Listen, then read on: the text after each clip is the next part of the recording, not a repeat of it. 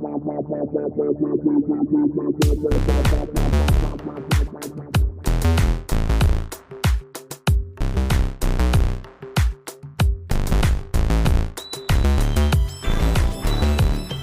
to you from the dining room table at East Barbary Lane, welcome to a special edition of Full Circle, the podcast. I am your host, Charles Tyson Jr. And I'm your host, Martha Madrigal. Gunnar Montana, welcome to the Full Circle table. Hi, thank you so much for having me. Wonderful to see you in your childless cat lady shirt. Right? I'm such a Kamala stan, I can't even stand it. Right? How can you I not just be? love her. I Yeah. just love her. Yeah. Yeah, all that energy, I'll take it any day.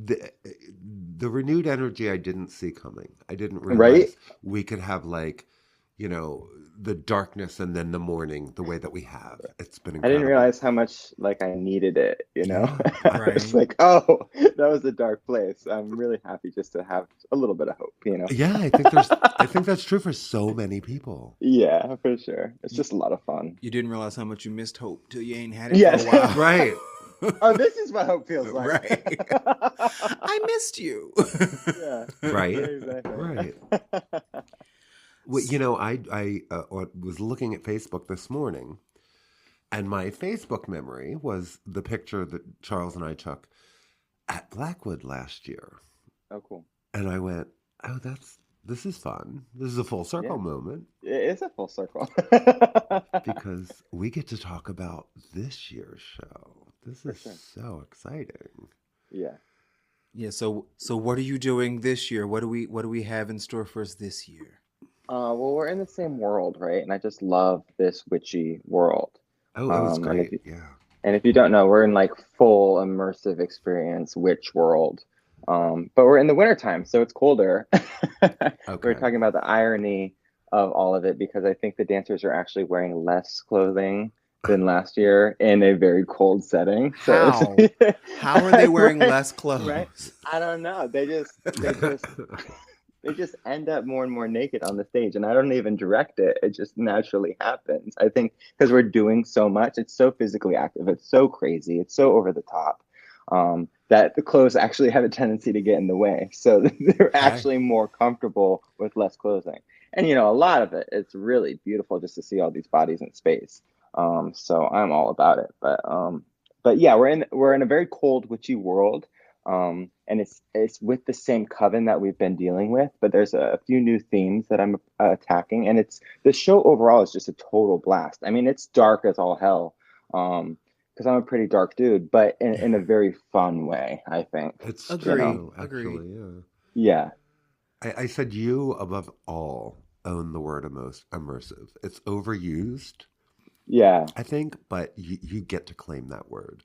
From the Thank you. moment, from the moment you walk up the top of the stairs and you're into the theater, you are immersed. True. Right, for sure. And this is a fun set in the sense that we're dealing with dual layers. So we have all these different catwalks that we get to be essentially above the audience at. So we're looking down on you for a lot of the performance. Oh, And it has this really fun kind of wolves in the night stalking their prey vibe to it, that the actors are taking on quite well. So it has a level of immersion that I think we haven't even tapped into yet, which is just all around you, above you, kind of. But it's still what I like about these shows, because I go to a lot of immersive theater, and a lot of people love the word immersive and just throwing it in there at whatever possible, It's right? true, yeah. I really like the idea that it's still a sit-down show, and it's still a kind of a confined experience within an immersive setting. So you're not involved, you're not, doing anything, you're not getting wet or participating in any way. I appreciate It's that. just Right. yeah. Yeah, exactly. I mean, you may get wet in this one depending on where you're sitting, but you're not going to get soaking wet, right? But in that good way. In a great way, yeah. Yeah. So yeah, it's still a show, but kind of dialed up with the immersion. I've definitely been to experiences that have felt more immersive than what I do, but it's kind of at the limits that I like immersion to be, which is, very different than the average theater experience, but not like crazy over the top. Like you're gonna spend a lot of energy just being entertained. You know, you can still sit down and just enjoy the show. And I dig it. I can Yeah, get lost in your show because I'm not worried about, exactly, what's going to happen next, and am I exactly. working tonight?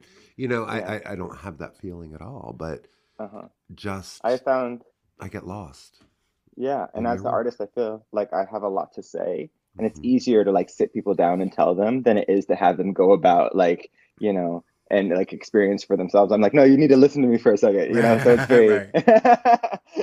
so it feels very much so like just a regular show, but in an Right. immersive setting, which I I enjoy. was thinking this morning, like how it's so crazy that in each of your shows, you have like everything in the show, Yeah, but you still manage to do something new each year.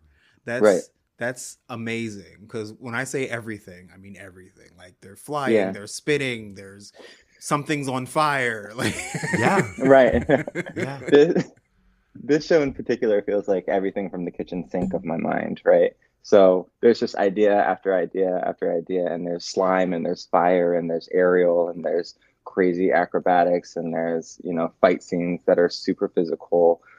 There's acro duets, and there's a lot of like really cool visuals on top of that I got to spend a lot of time doing, like painting in UV light and making 40 lanterns that light up all of the space and make it really haunting. And there's just a lot of elements in this show, and it moves very, very fast. So a lot of people kind of like, I heard somebody over talking last night, or saying last night, that they had to come twice because the first time they're just in shock. And the right. second time they kind of get to like experience it, but the first time you're just like, what is going on? I go Ooh. to a lot of shows, and I feel like maybe 80, maybe I'd say 50 to 60% of the show is fluff to get to an hour and a half Right. experience, Yeah, yeah, because yeah. a lot of people are very excited about having an evening length performance where people can, spend an hour and a half to 2 hours just, immersed in the arts, but it's all fluff just to Right. get to that point so you can Right. have an intermission and all that stuff. So what I do with my work is I just keep it to an hour, and I take out all the fluff. There is no fluff, This is so true. it's very, very dense. And a lot of people really appreciate that, and then a lot of people are very overwhelmed by that. Right, because Okay. you don't really get a moment. Like there are moments um where you release the tension just enough so that no one goes into cardiac arrest, but Right. but there's really no moment of like pause really in your Exactly. work. Yeah, I dig that. Yeah. there's an economy to your work that it's thrilling. Yeah. Truly. And this show, one of my the issue with doing a sequel, which the show is from last year, right, is that um, you have to make it different in some way, in like a more exciting way. And last year, I felt like it was a really solid concept for a show. So this year, just everything got dialed up because we were used to these characters, we were in these characters, and we just got to kind of like have a lot more fun with it. So it is very much so like more strobe lights, more blood, more sex, more, Okay. it's just everything's Again, like more, how? Right. exactly. How? So So what made you decide to do a sequel? Have you done a sequel to one of your works before? I think Bathhouse was supposed to be in the same world as Motel Montana, but by the time we had finished Bathhouse, it felt like a separate world. But I always viewed Bathhouse as like kind of a subset of that motel, like the bathhouse of that motel, because it Okay. was in this kind of like queer concept world. So I've never actually kind of like extended a show, and it's like essentially making like an evening length show with two shows, right? Um, so I just really like witches. I think the concept of witchery is really, really cool. And there are a few things I wanted to tackle that I felt like I didn't have time to tackle in the first show. One of them being kind of like a more gender bent idea of what witches are. So we added kind of like a more male figure, I guess you could call him a male figure, to the coven to kind of make it feel more genderless. Mm. And there is some really cool queer themes that we got to tackle with this one. that I feel like I lost in the first one a little bit, but I always viewed them as like queer villains, you know, like very dark Yeah. queer villains. And I feel like I really wanted to dig deeper into that. Um, so this year I really kind of dove headfirst into all the faggotry of what this coven what as you know what I'm talking about. as it Like were. yeah. And so it has this really kind of deep, sensual, dark queer vibe, which I'm really excited about. Okay, I love it. I love it. Yeah, Yeah. because Blackwood, it was kind of like the queer uh sensibility was in the response to this like heteronormative violent Yeah, thing that was going on. for Okay, sure. I see you. Um, Yeah, and I think one of the more fun concepts of this show was to kind of flip the script on our society and kind of prosecute heterosexuality. So you have this kind of it's a nice It's storyline about in time. Right? it's about time.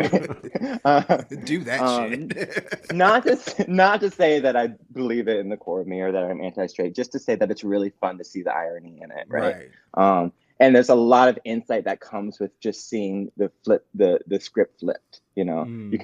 you can just you take in it differently when you see different people in the same situation. Um, so the prosecution of heterosexuality, there is this whole storyline about like how you're not allowed to be in a heterosexual relationship in this coven. It's not, you know, and so it's visibly, very visibly persecuted in this show in a very dark way. And I think there's something really interesting and cool and unique about that and fun. We obviously got stuck in a multiverse version where heteronormity and sexuality is kind of like essential to having people in a way, but in the world I created it's not. You don't need, it's not reproductive, you know, it's not a reproductive norm. These witches are making witches without heterosexual relationships. Oh, right. um, Yeah. so you no longer need that foundation, right? So therefore you now have the ability to persecute it, which I think is really, really fun. You better work. I do too. Yeah. I'm excited. Not to say that heteronormative couples are the only people that can have children these days, but it is an old school kind of version of thought, Right. Right. which I'm having a lot of fun just kind of fucking with, Yeah. for sure. I mean, that's what you do. Yeah. Is you know, fuck with norms and ideas Yeah. and the audience. What did you say? Pushes more envelopes than the postal service. I did. Yes, you do. So one of my favorite parts of each of your shows each year is on your social media, seeing you create some of the elements of each show.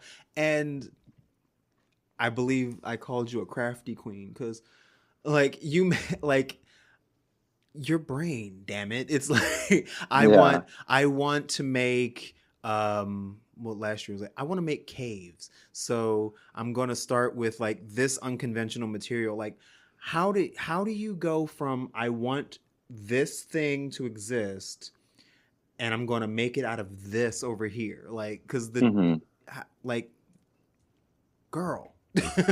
Yeah.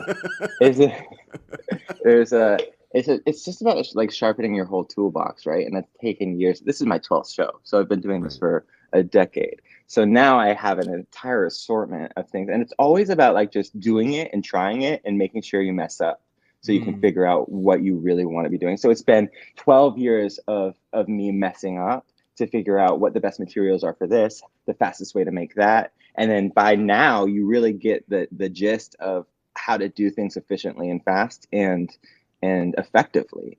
But it has taken me years and years and years to kind of master or try to master a bunch of different elements that you can then fit. That's why the shows are so fun, is because I get to test out all these different things and I got to make a bunch of different things. I spent 2 months figuring out the chemistry of slime, you know, for this show to make a 25-pound vat of slime every night that this guy can dance in. And it's just like, and stuff like that you don't get to do in every regular day life, you know? So it's like these shows open up a bunch of opportunities to just fuck around and find out, as we say in Philly, right? Yeah.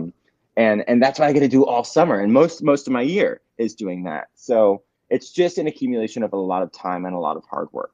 That's all it is. And it shows, and like the love of the craft of theater shows, because like again, like last time when you made a well, and I believe like the stones were styrofoam or something, Yeah. but like it still had that depth, and like it looked like it had a weight to it.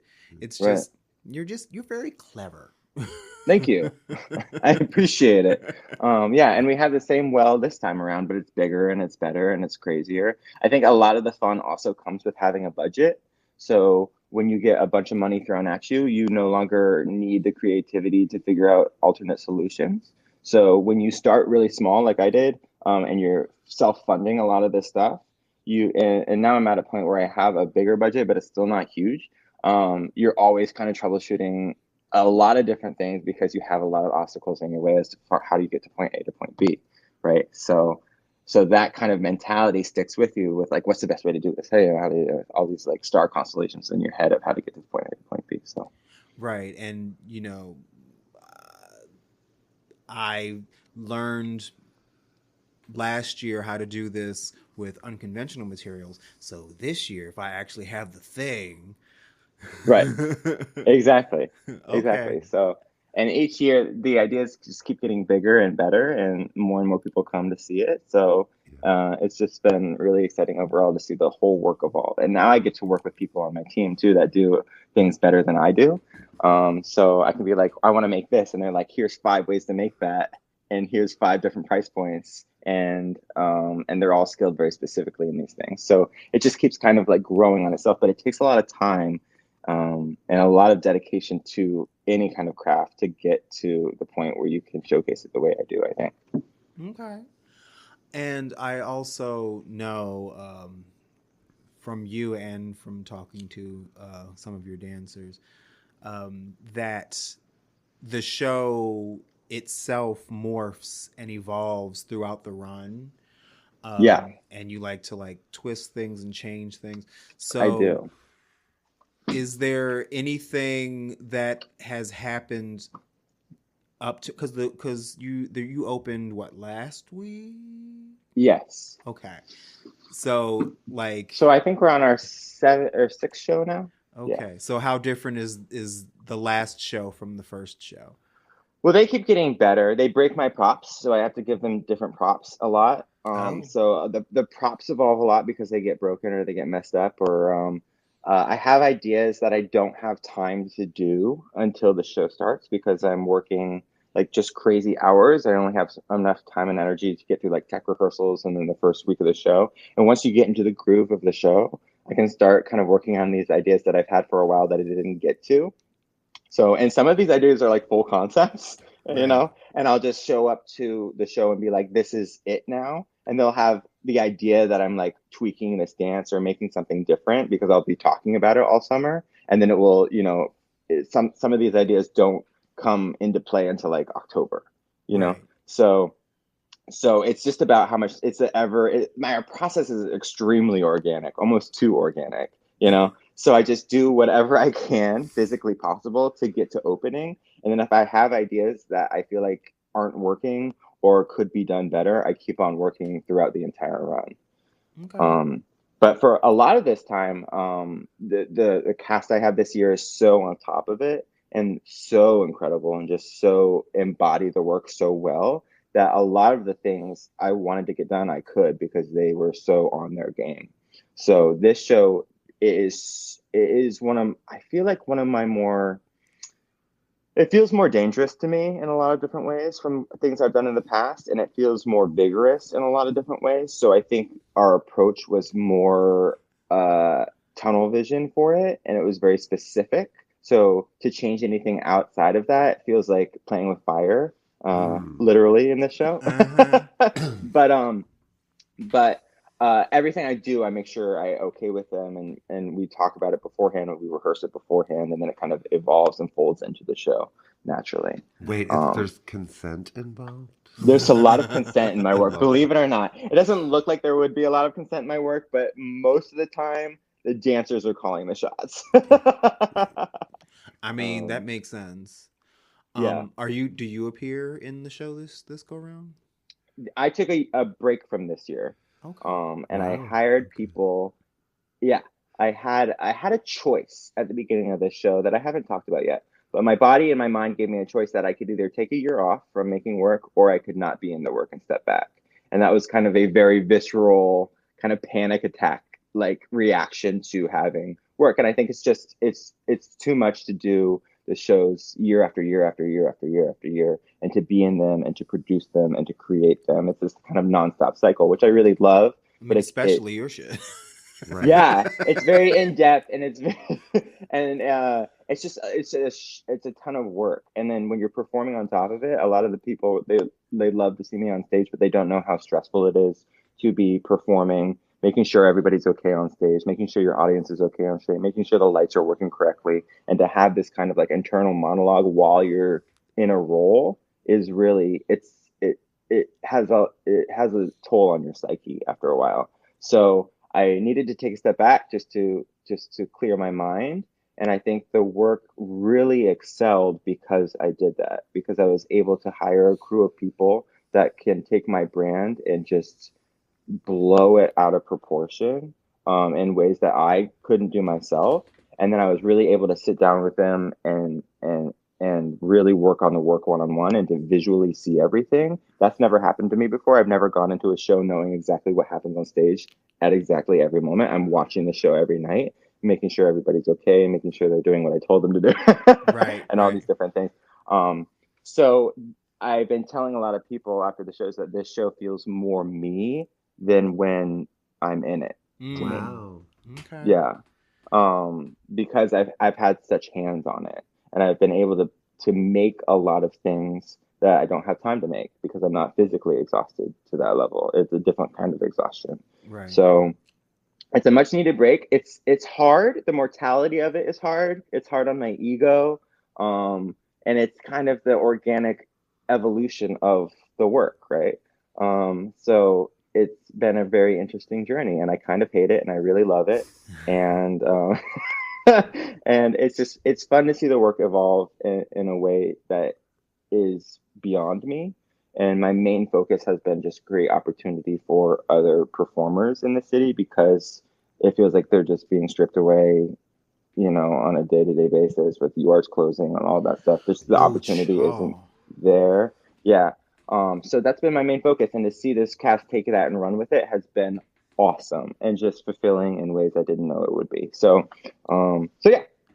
I mean, you can justify it by saying that your character did get killed last time. As I So, It recall. was a it was a great way to kind of segue out of it for a second, Yeah, no kidding. and I have a male co-star who is Teddy Thatcher, who is in Motel Montana, and he is just so stunning to look at in the male physique that I was like, hopefully this will check that box off for the boys between him and Frank, because I got a lot of gay boys that just love to come and see everybody naked and stuff, and I was Uh-huh. like, we'll check that box off for you, but I won't be in it. So. right. Um, so I'm always checking off the boxes, but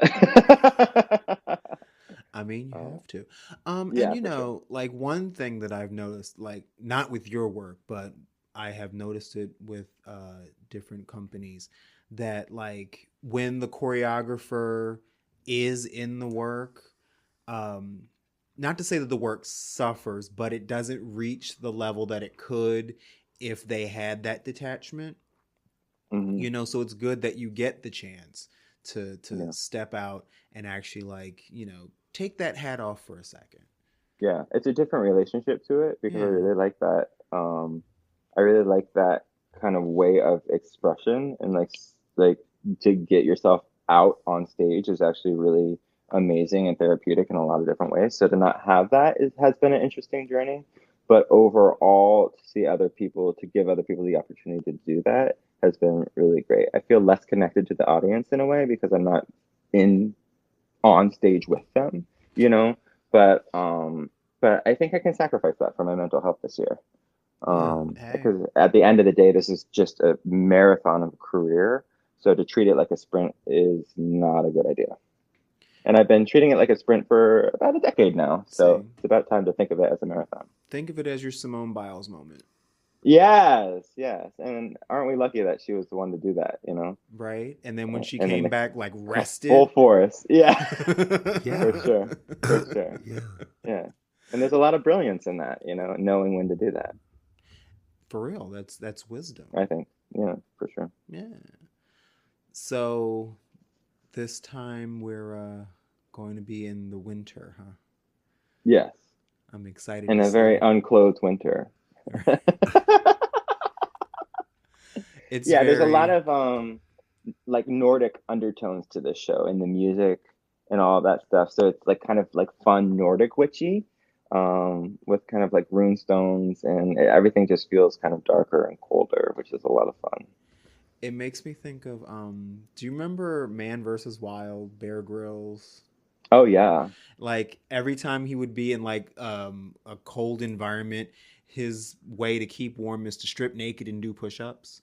Yeah, exactly. Yeah, So, you know, it makes yeah, sense. yeah, for sure. Dramaturgy has never been my strong suit as a creator, so I don't, I'm not necessarily, feeling cold just because it's winter. You know, we're Hey, more creative than that. Thank you. So I don't need a Yeah, coat. you won't need a coat. I mean, it gets a little chilly in the theater, but Okay. we're not that method either. Good. So, Good. yeah, we're always excited to see how you transform the Latvian society into whatever exists in your mind at that point in time. Yeah. A new world. It's just incredible to see each yeah, it's really time. fun to see like brand new people come in and be like, "What's going on?" Like we're not Yeah. even in Philly. Right. Right. Um, yeah, it's cool. And the Latvians let me do whatever I want, and I appreciate it so much. You know. I Well, love them for that. that's the thing Yeah, about for that sure. space. You Yeah, can literally do whatever you want, yeah. Who knew they would be such allies, right? right? Yeah, creative allies for sure. That's awesome. I dig it. I dig Yeah. it. Cool. So, tell the people the where and the when. So Yes, the win please. is from now until Halloween. I think it's every Wednesday through Sunday, except for one weekend in October, in which most of my dancers have to go to a destination wedding. Um, but it's about 40 shows, maybe about 35 now, until Halloween, with a big blowout on Halloween. And it's at the Latvian Society, which is 531 North 7th Street, I believe in Spring Garden, Philadelphia, Yeah. on the corner there of 7th and Spring Garden. So come one, come all, grab a drink, see the show, and let's get witchy. I love it. Yeah, we're going to put all that information in the notes to this episode. Cool. It's funny. I just watched for the first time the movie The Witch. Oh Uh, God, it's so yeah. good. See, I was like, You didn't like man, it? I was like, Gunnar does it better. There you go. That kind of floating scene at the end totally inspired my ending from last year with the hair hanging. That kind of was fierce, actually. Yeah, with the whole kind of like suspension of Yeah. everything, of disbelief and of Yes. people, and it was beautiful. I But dig it. I dig it. yeah, Yeah. cool. If you like that, this is the same thing on acid, Oh on cold God, acid. Yeah. Cold acid. Yeah, I for love sure. it. Okay. Well, Gunnar, as usual, it is an immense pleasure to get to sit and chat with you. And we can't wait to come and see the show. Yeah, Exactly. you gotta let me know when you're coming. It's I'm always excited a to have you. highlight. Whatever next Wednesday is. Yeah. Oh, cool. Yeah. That'll be a lot of fun. Yeah, we'll be there. Excellent. Excellent. That's the 18th. Yeah, we'll be there on Great. the 18th. We will be Great. there on the 18th. Great. Sounds good. I'm excited to have you. And I can't wait to see you in person. Yes. Yes. We're excited. We're always, it's one of the things we really look forward to each year is to see Cool. what you have created. I love it. Me too. Right. Like, let's see what I did. Go, baby, go. Yeah, exactly. Go. And lights, camera, action, go. Right. Thank you so much, Gunnar. Yes. Thank you. It's always a pleasure. Thank you you guys. so much. Take Bye. Full Circle is a Never Scared Productions podcast, hosted by Charles Tyson Jr. and Martha Madrigal, produced and edited by Never Scared, executive produced by Charles Tyson Jr. and Martha Madrigal. Our theme and music is by the Jingleberries. All names, pictures, music, audio, and video clips are registered trademarks and/or copyrights of their respective copyright holders.